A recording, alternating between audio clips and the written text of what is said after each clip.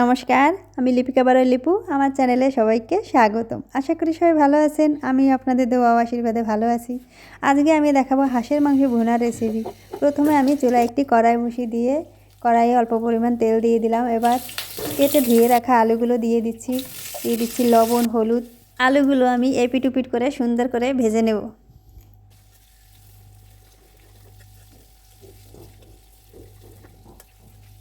আলুগুলো আমার ভাজি হয়ে গেছে। এবার আমি আলুগুলো তুলে নেব।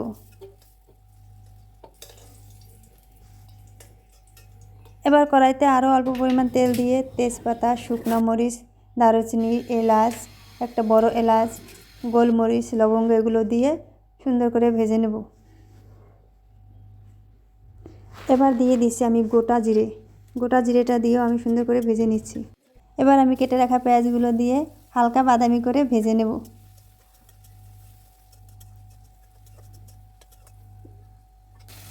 আমি এখানে অল্প পরিমাণ লবণ দিয়ে দিয়েছি যেন পেঁয়াজটা তাড়াতাড়ি গলে যায়।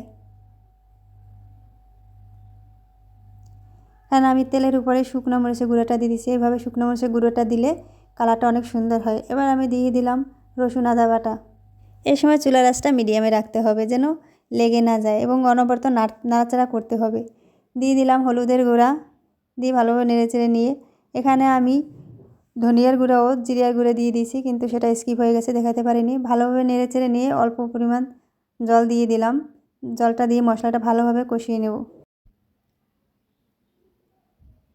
এবার দিয়ে দেবো আমি একটি টমেটো কুচি। এবার টমেটোটা আমি ভালোভাবে নেড়েচেড়ে নিয়ে যখন গলে যাবে তখন আমি অল্প পরিমাণ চিনি দিয়ে দেবো। চিনিটা দিলে মাংসের কালারটা আরও সুন্দর হবে। এবার আমি দিয়ে দিলাম ধুয়ে রাখা হাঁসের মাংস। হাঁসের মাংসটা দিয়ে আমি মশলার সঙ্গে ভালোভাবে কষিয়ে নেব।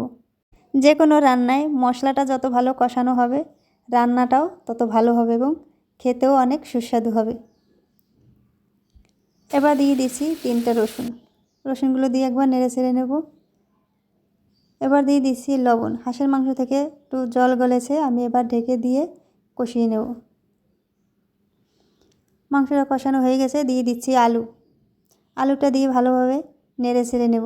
এবার আমি 2 মগ গরম জল দিয়ে ভালোভাবে নেড়ে চেড়ে নেব এবং 15 মিনিটের জন্য ঢেকে দেব। আমার এই ভিডিওটি যদি আপনাদের ভালো লেগে থাকে তাহলে অবশ্যই লাইক, কমেন্ট ও শেয়ার করতে ভুলবেন না। আর যারা ইউটিউব থেকে দেখছেন তারা অবশ্যই সাবস্ক্রাইব করে দেবেন, আর যারা পেজ থেকে দেখছেন তারা অবশ্যই ফলো করে দেবেন। ফিরে আসবো 15 মিনিট পরে।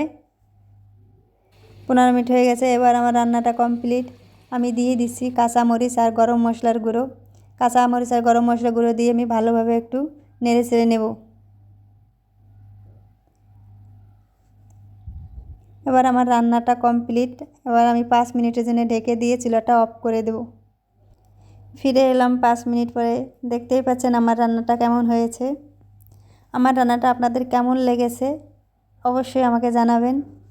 আর এই ভিডিওটি দেখার জন্য আপনাদের সবাইকে অসংখ্য ধন্যবাদ। সবাই ভালো থাকবেন এই শুভকামনা। দেখা হবে পরবর্তী ভিডিওতে। ভালো থাকবেন সবাই। টাটা।